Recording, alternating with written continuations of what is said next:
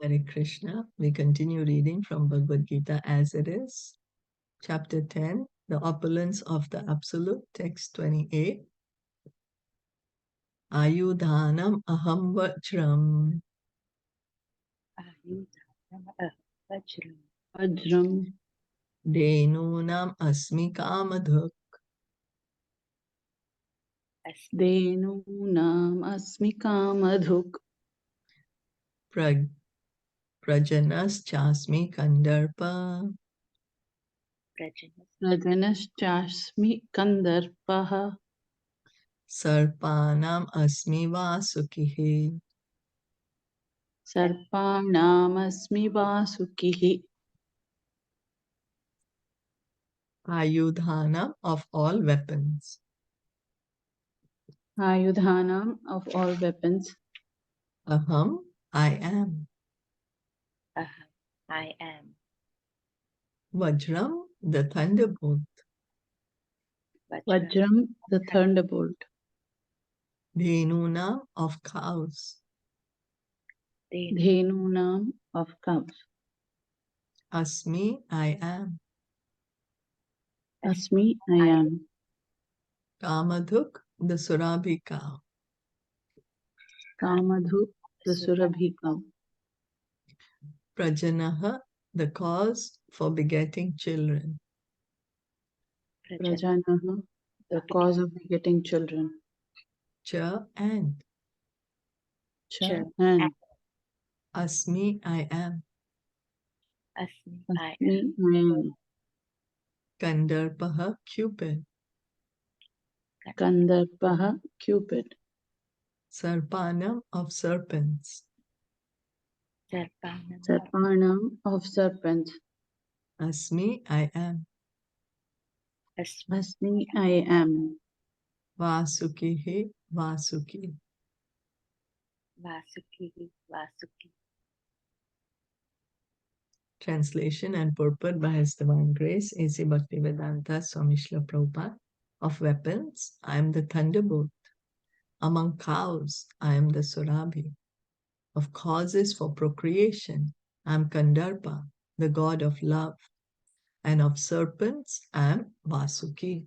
So Krishna has been speaking about his vibhuti in this chapter. The thunderbolt, indeed a mighty weapon, represents Krishna's power. The thunderbolt, Vajra, that is the weapon of Indra, Lord Indra, he has this Vajra. And Krishna is saying, this Vajra represents my power. Indra is the king of all the demigods. So he is holding this king of all the weapons. In Krishna Lok, in the spiritual sky, there are cows which can be milked at any time, and they give as much milk as one likes. Of course, such cows do not exist in the material world, but there is mention of them in Krishna Lok. The Lord keeps many such cows which are called Surabhi. So the cows here we see, we don't even treat the cows well here, and the poor cows, they're trying their best to give us as much milk as they can. But the cows in Krishna Loka, they're called Surabhi cows. They give us as much milk as is needed, as much and at any time that the milk is needed. That's the spiritual world. It is stated that the Lord is engaged in herding the Surabhi cows. So Krishna, he's a cowherd boy. And what is he doing? He's tending to the cows, and all his cows are Surabhi cows, giving unlimited amounts of milk. Kandarpa is the sex desire for presenting good sons. Therefore, Kandarpa is the representative of Krishna. Sometimes sex is engaged in only for sense gratification. Such sex does not represent Krishna, but sex for the generation of good children is called Kandarpa and represents Krishna. So Krishna is saying that the sex desire for begetting good children, that is Krishna. that represents Krishna also.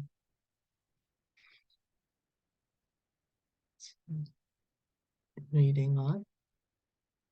Anantas chasmi naganam Jasmi Nagana varuno yadasam aham Varuna Varuno Yadasamaham pitranam aryama chasmi Pitrina Pitrunam Aryama Chasmi yamaha samyam matam aham.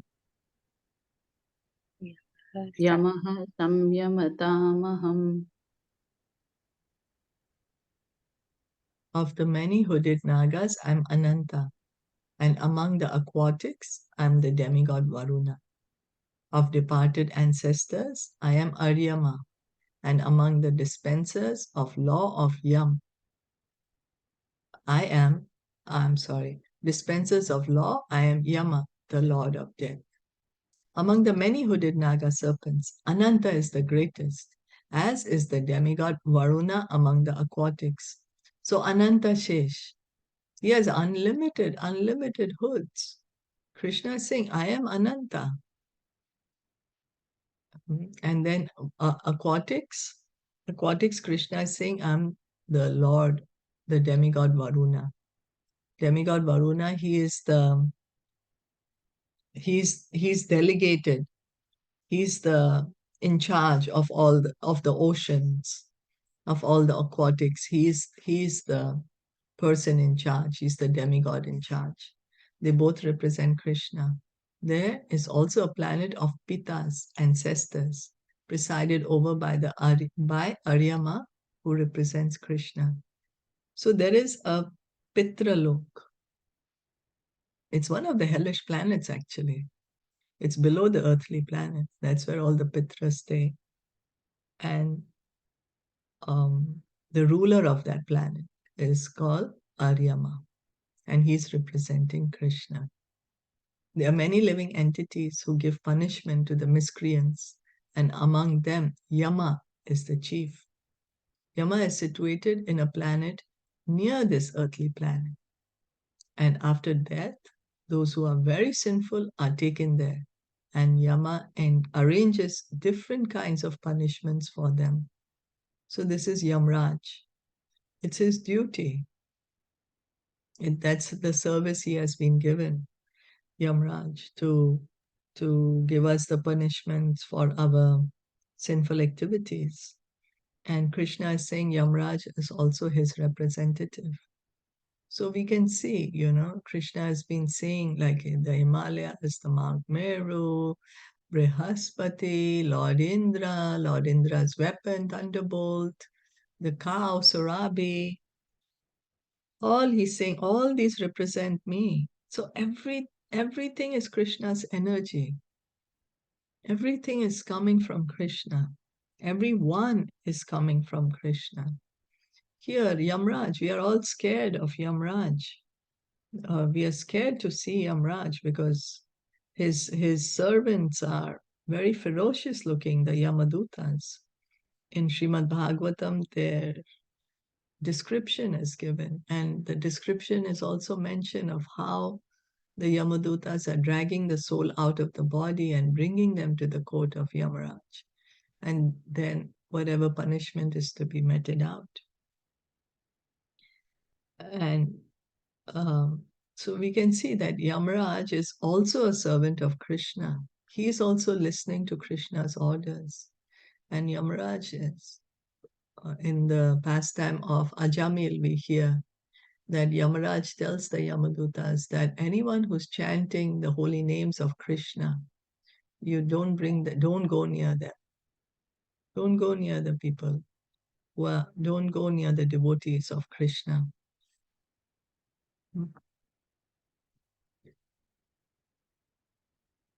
Praladas chasmi daityanam Prahladas Jasmi Daityana kala kalyatam aham Kala Kala Kalyatam mriganam cha mrigendroham मृगाणां च मृगेन्द्रोऽहम् वैनतेयश्च पक्षिणाम् वैनतेयश्च पक्षिणाम्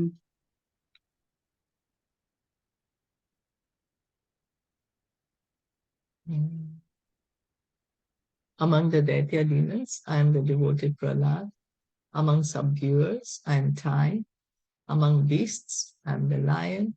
And among birds, I am Garuda. Diti and Aditi are two sisters. The sons of Aditi are called Adityas, and the sons of Diti are called Daityas. So Kashyap Muni, he has many wives. Two of his wives are called Aditi and Diti. So Diti's children are called Daityas, and Aditi's children are called Adityas. So the Adityas are all devotees of Krishna, of Lord Vishnu. And the Daityas, they are the demoniac. They are demoniac. They are atheists. Although Prahlad was born in the family of the Daityas, he was a great devotee from his childhood. So we heard the story in Bhagavatam that how Hiranyakashipu and Hiranyaksha are born. They were the original Daityas, the original demons. In those days, there were only two of them there, you know. So, and Prahlad Maharaj is Hiranyakashipu's son. So although he's born of a great demoniac father, he's born in the family of the demons. He himself is a great devotee of the Lord. Because of his devotional service and godly nature, he's considered to be a representative of Krishna. So Krishna is saying, among all the demons, I'm Prahlad. Prahlad is a devotee. Prahlad is not a demon. Even though his family is demoniac, he himself is a devotee.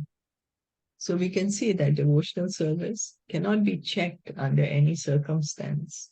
One cannot say, oh, because I'm born in a low family, I cannot engage in devotional service. No, anyone can engage in devotional service.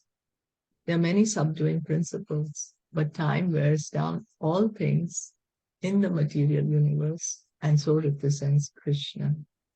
Time. With time, time has a deteriorating effect in the material world.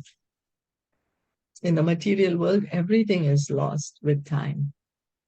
This time is Krishna. Krishna says, time I am. We will say in the next verse. So among subduers, I'm time. So, something may be at its prime at one time, but with time, it's gone. It's no more. It's not there. And this time is Krishna. Of the many animals, the lion is the most powerful and ferocious. And of the million varieties of birds, Garuda, the bearer of Lord Vishnu, is the greatest. So the lion is called the king of the king of the animals. And Krishna is saying this lion represents me. So does it mean that we go and worship the lion? No, we don't worship the lion. It's not that the lion has become Krishna. Krishna is saying the lion represents my power. Krishna is saying all these, whatever great things you see, they're just fragments of my power. The lion is so powerful, and the lion is coming from Krishna. So how powerful is Krishna? The ocean is so powerful, so deep, such varieties of jewels, so much happening in the ocean. It's coming from Krishna. So how great is Krishna? Indra is so great. He's the king of the demigods. How great he is. But he's coming from Krishna. So how great is Krishna? That's the point. That's the idea we need to understand from this chapter. The greatness of Krishna. When we are looking at these great things, the Himalayas are so great. They're immovable. The Himalayas is coming from Krishna. So how great is Krishna? This is what we are trying to understand. Pavana Pavatamasmi. Pavanam pavatamasmin. Rama Shastrapratam Aham. Rama Shastram Pratam Aham. Jasanam Makaras Jasmi. Jasanam Makaras Jasmi. Shrotasam Asmi Janavi. Shrota Sam Asmi Janavi. Of purifiers, I'm the wind. Of the wielders of weapons, I'm Rama. Of fishes, I'm the shark. And of flowing rivers, I am the Ganges. Of all the aquatics, the shark is one of the biggest and is certainly the most dangerous to man. Thus, the shark represents Krishna. So the shark, yes, I mean, imagine if when we are swimming, there's a shark there, we really get scared, want to get out of there immediately. It's a great, great fish. So Krishna is saying the shark represents me. And then of the purifiers, Krishna is saying, I am the wind. There's so many purifying things in the material world. And Krishna is saying, of the purifiers, I'm the wind. So the wind is the energy of Krishna. Where's the wind coming from? It's coming from Krishna. The Rama Shastra Vratam, the carrier of weapons. Parshuram, he's an incarnation of Krishna. Yeah. And then Makara is the shark. And of the river, Krishna is saying, I'm the Ganges. Ganges is the most pure river. It's transcendental, spiritual, because it's washed the lotus feet of Krishna. Sarganam Adir Antascha. Sarganam Adis Antascha. Madhyam Chaivaham Arjuna. Madhyam Chaivaham Arjunam. Adhyatma Vidya Vidyanam. Adhyatma Vidya Vidyanam. Vada Pravadatam Aham. Vadaha Pravadatam Aham. Of all creations, I am the beginning and the end, and also the middle, O Arjuna. Of all sciences, I am the spiritual science of the self, and among logicians, I am the conclusive truth.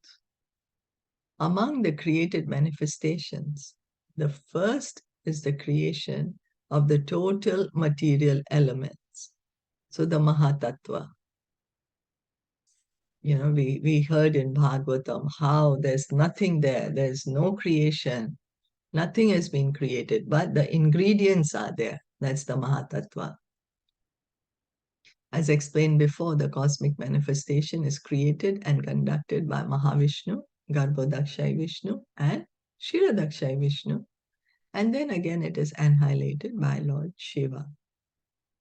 So how does the creation begin? Mahavishnu is lying down in the in the Karana ocean.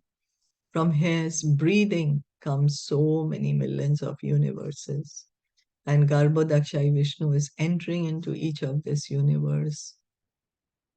He is filled half the universe with water, which is called the Garbhodaka ocean. And he lies down on this water, so he's called Garbhodakshai Vishnu. And then from his navel comes the lotus flower on which Lord Brahma sits. Then Lord Brahma gets this creative energy from Krishna, and he does the secondary creation.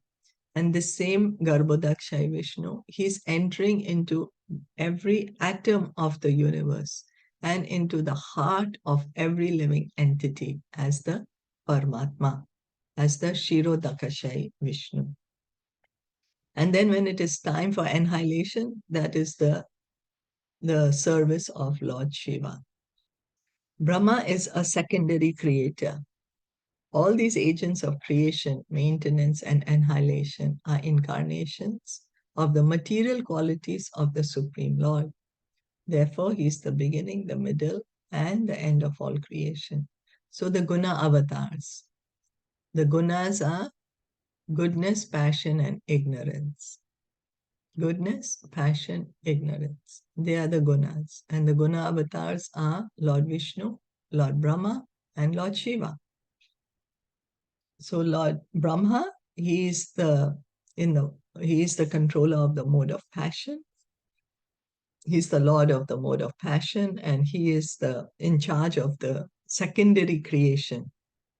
He does not create the material world or the universe as such, but after the primary creation, after the sarga, Brahma does the visarga, the secondary creation. He assigns which planet is going to stay where, which living entity has to go in which planet, uh, which body is the living entity going to get. He does not create the living entities. He does not create the material elements. All that primary creation is done by the Supreme Lord Krishna. So these guna avatars, they are incarnations of Krishna. That's the reason Krishna is called beginning, middle, and end of creation. Beginning, middle, and end. For advanced education, there are various kinds of books of knowledge, such as the 4 Vedas, there's 6 supplements, the Vedanta Sutra, books of logic, books of religiosity, and the Puranas. So altogether, there are 14 divisions of books of education. Of these, the book which presents Adhyatma Vidya, spiritual knowledge, in particular, the Vedanta Sutra, represents Krishna. So, knowledge, there's so many. Vedas is knowledge.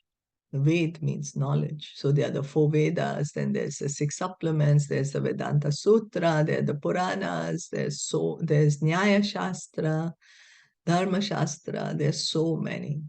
There's so many. And Krishna is saying that I am Vedanta Sutra, which is the essence of the Veda, of all the spiritual knowledge.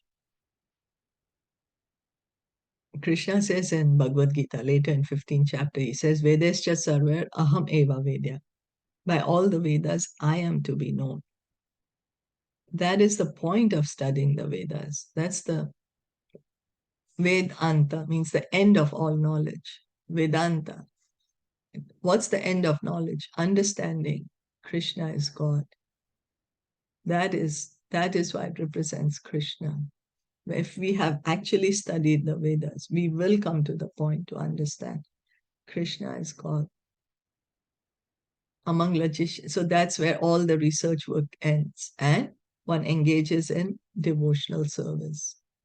Krishna says also that Bahunam Janmanam Ante Jnanavan Mam Prapadyante Vasudeva Sarvamiti Samahatma Sudurlabha. That after many, many births and deaths, one who is actually in knowledge surrenders unto me, knowing me to be everything. And he says such a soul is very rare.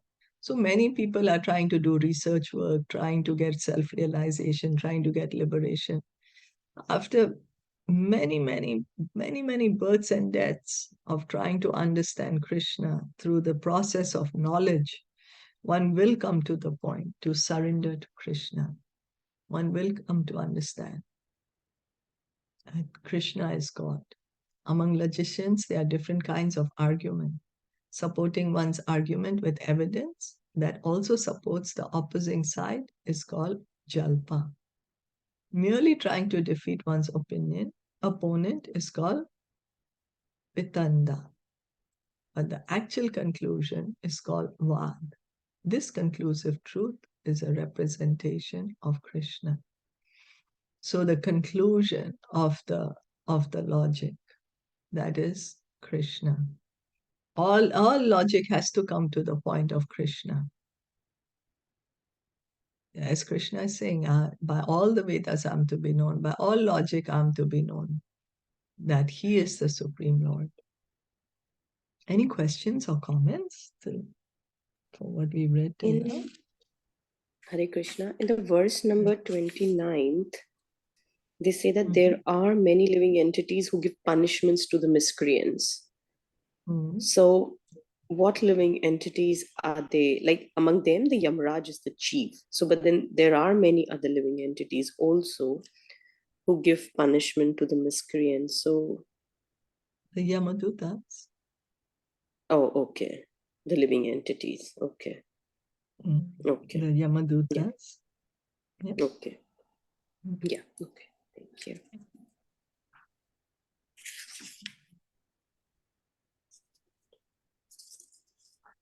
So let's stop here for today. Okay. Thank you so much for listening in and joining in. Bhagavad Gita ki jai, Shri Prabhupada ki jai, Gaur Bhaktavinda ki jai. Wishing everyone a Jai. happy Gita Jayanti. Happy Hari Gita Bol. Jayanti. Hari Bol. Hare Krishna. Hari